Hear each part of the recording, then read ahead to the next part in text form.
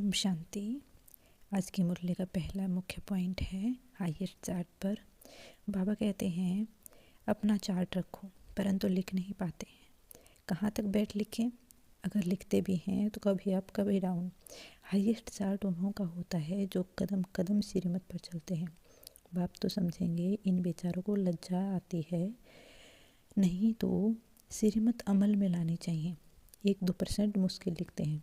श्रीमत का इतना रिकॉर्ड नहीं, मुरली मिलती है तब भी नहीं पढ़ते हैं।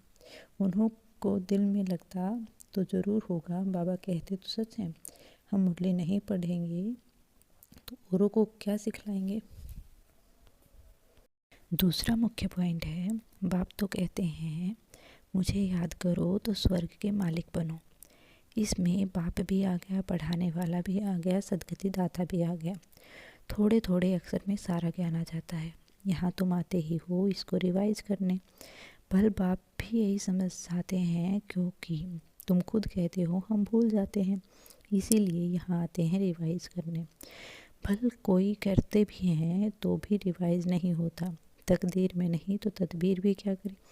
तदबीर कराने वाला तो एक ही बाप है, इसमें कोई खास भी नहीं हो सकती।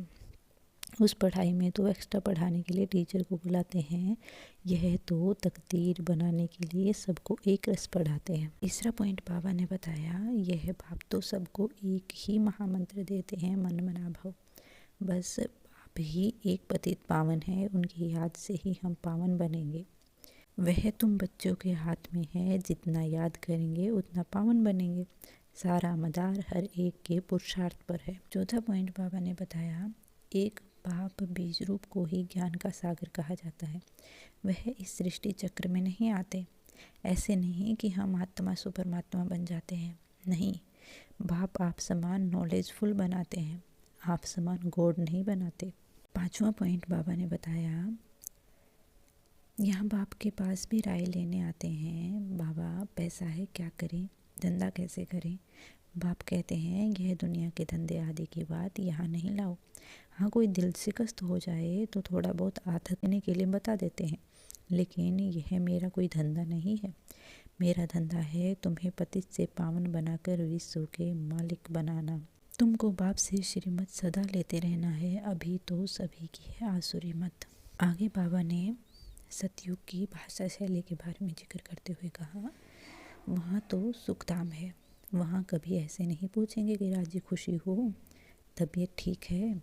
यह अक्सर यहाँ पूछा जाता है, वहाँ यह अक्सर होता ही नहीं। दुख धाम के कोई भी अक्सर वहाँ होते ही नहीं। परंतु बाप जानते हैं बच्चों में माया प्रवेश होने के कारण बाप पूछ सकते हैं कि ठीक ठाक राजी खुशी हो। मनुष्य यहाँ के अक्सर तो समझ न सके। कोई मनुष्य पूछे तो कह सकते हो कि हम ईश्वर के बच्चे हैं, हमसे क्या खुश खैरापत पूछते हो। परवाह थी पार ब्रह्म में रहने वाले बाप की, अब है मिल गया, अब क्या परवाह। यह हमेशा याद रहना चाहिए, हम किसके बच्चे हैं। यह भी बुद्धि में ज्ञान है। जब हम पावन बन जाएंगे तो फिर लड़ाई शुरू हो जाएगी। तुमसे पूछेंगे जरूर, तुम कहेंगे हम तो सदैव राजी हैं, बीमार भी हो तो भी राजी हो। बाप की याद हो तो स्वर्ग से भी जास्ती यहाँ राजी हो, जबकि स्वर्ग की बादशाही देने वाला बाप मिला है। हमको कितना लायक बनाते हैं, फिर हमको क्या परवाह है। ईश्वर के बच्चों को किस चीज़ की परवाह।